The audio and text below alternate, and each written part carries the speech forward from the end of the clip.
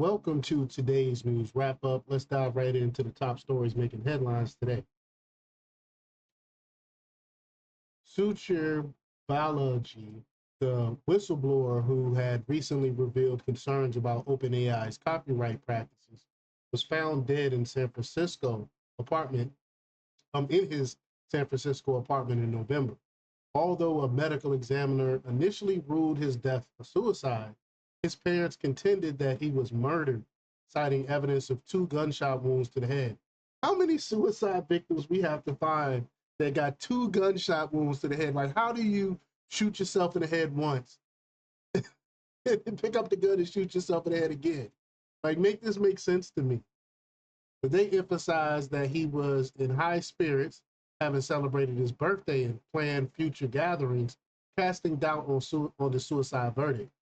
After hiring a private investigator and commissioning a second autopsy, his family pointed out signs of a struggle, such as blood evidence near his bathroom. These revelations have sparked intense calls for a renewed investigation into the circumstances surrounding his death.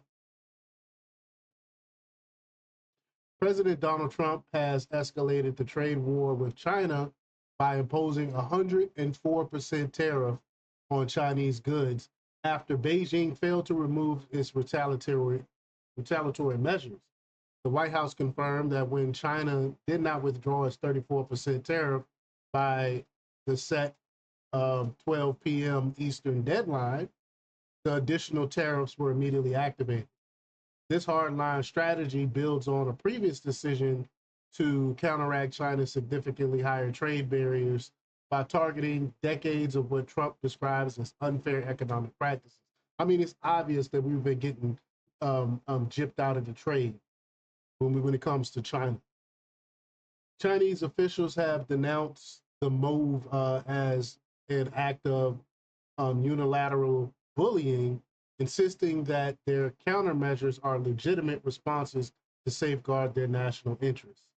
The escalation underscores an ongoing effort by the U.S. administration to rebalance trade relations and address longstanding grievances with Beijing's economic policies. Because it's not fair trade.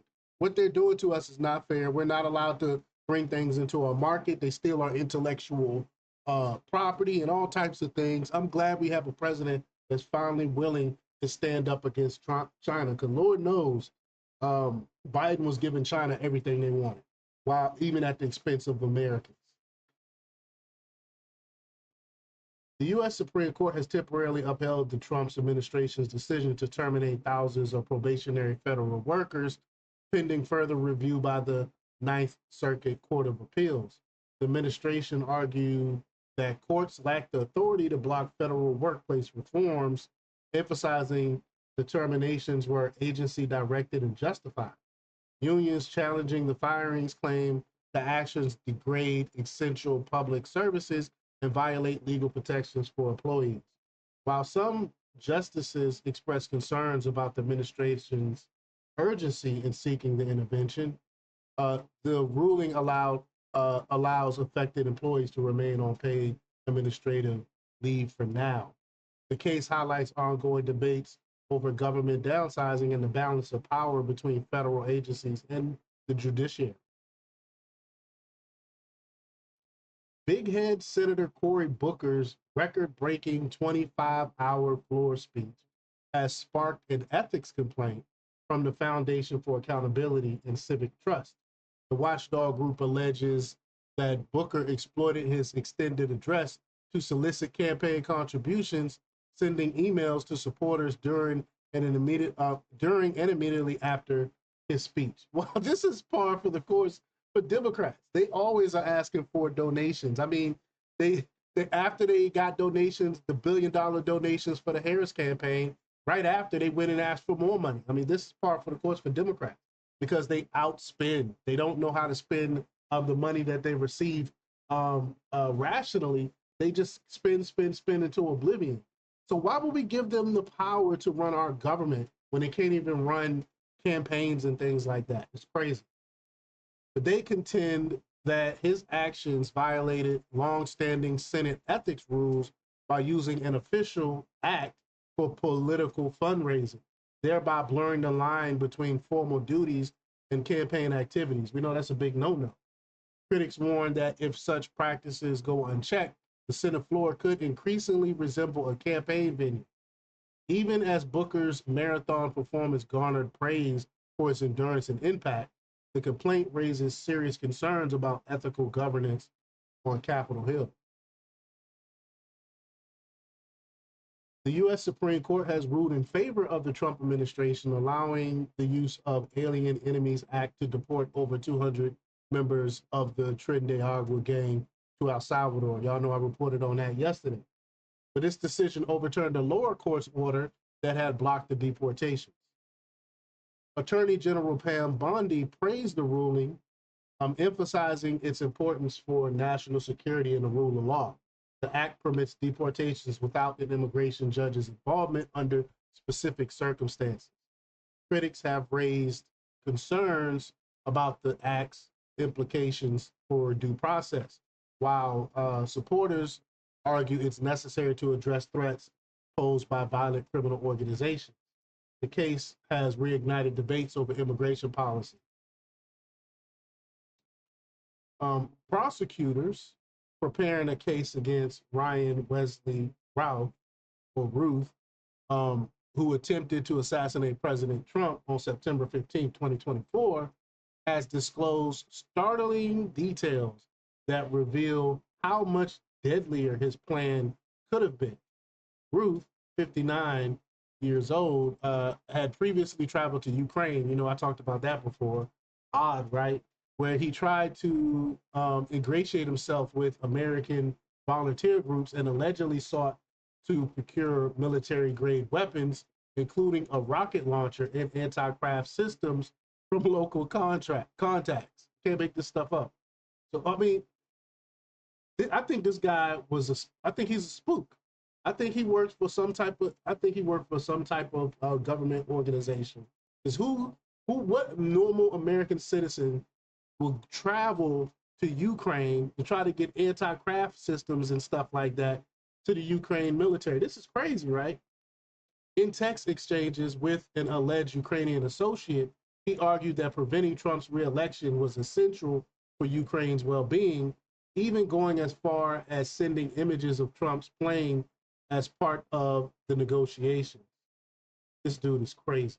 His attempt escalated at the Trump International Golf Course in West Palm Beach, where Secret Service agents intervened as Trump played,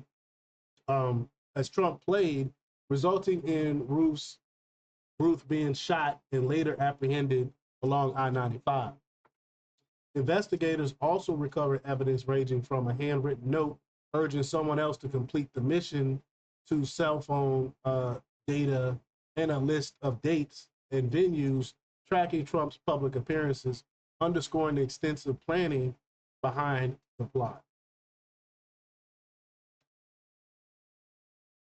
Texas Attorney General Ken Paxton has launched an investigation into USA fencing after the organization disqualified Stephanie Turner, a female fencer, for refusing to compete against a transgender opponent.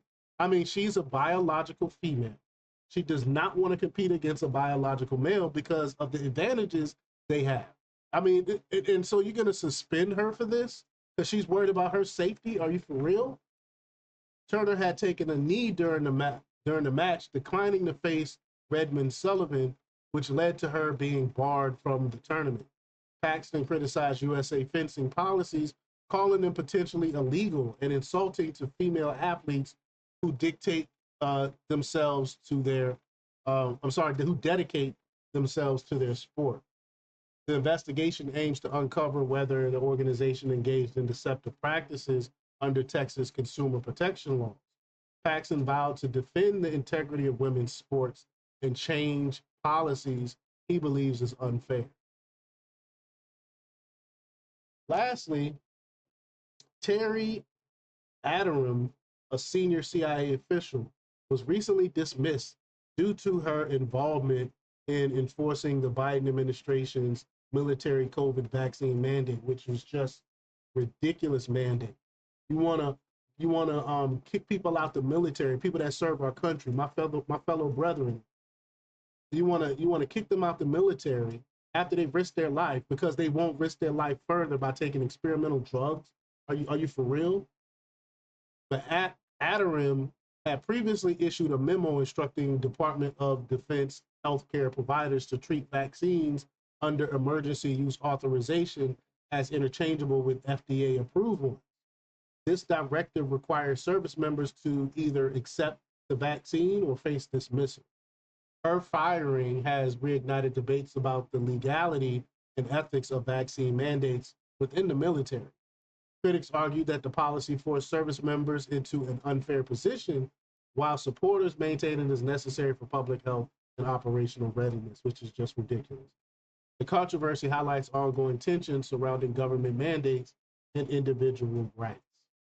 Well, that's all for today's news wrap up. Stay tuned for more updates and don't forget to like, share, comment, and subscribe for the latest in news. Until next time.